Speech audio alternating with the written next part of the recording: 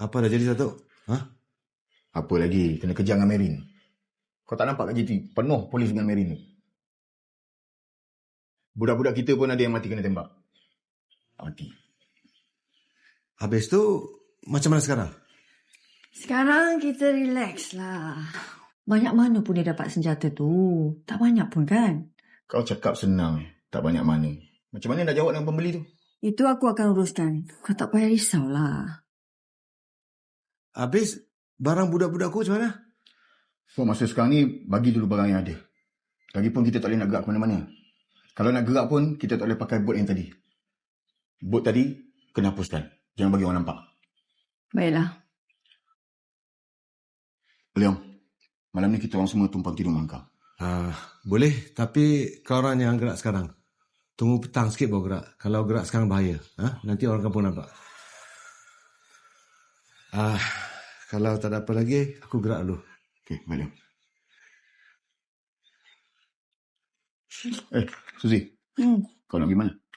Nak tukar baju, lepas tu nak cari makan. Lapar. Apai, nanti kau ikut Suzy. Tak payah. Biar aku buat sendiri.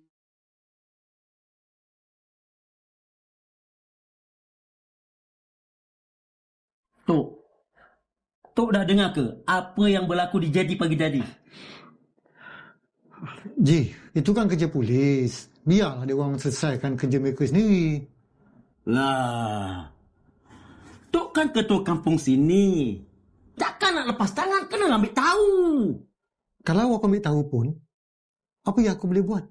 Tak ada apa kan? Allah, ke situ pula, Tok.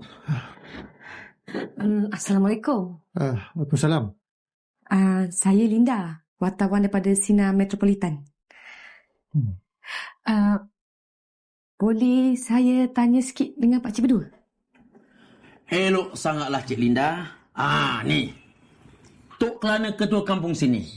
Silakan. Terima kasih. Tok, apa yang inspektor tu bagi tahu Tok tadi? Kenapa kamu nak tahu? Kamu nak letak dalam surat khabar kamu tu? Apa yang dia beritahu aku sama dengan pihak polis beritahu semua orang kat JT tadi tu. Alah Tok, takkan tu je dia bagi tahu Tok. Lagipun Tok kan ketua kampung kat sini. Apa-apa je yang terjadi kat kampung ni Tok mesti tahu.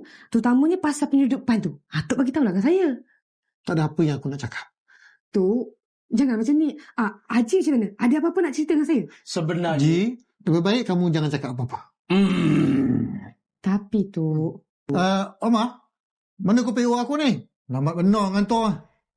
Siap. Ni kopi tu minta. Terima kasih.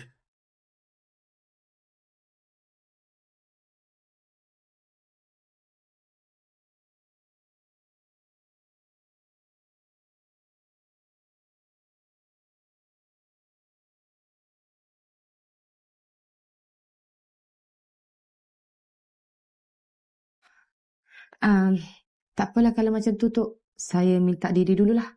Maaf mengganggu. Terima kasih. Yes.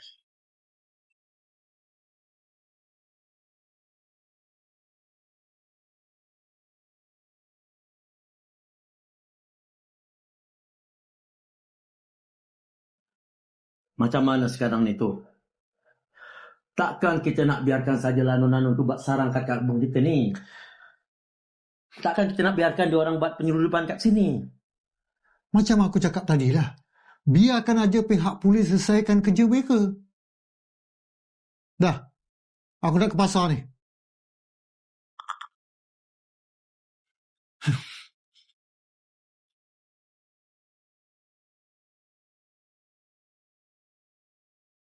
Zul, kau nak pergi mana? Aku nak ambil barang. Lepas tu, siapa jaga gerai? Awi dengan awang. Dia datang nak ambil barang. Okey. Kau pergi ambil kat gudang. Lepas tu kau datang sini balik. Okey. Zul, Suzy, kau nak teman aku tak? kau nak ke mana? Saja jalan-jalan. Zul. Okey. Tapi aku kena ke gudang dulu ambil barang. Tapi cepat tau.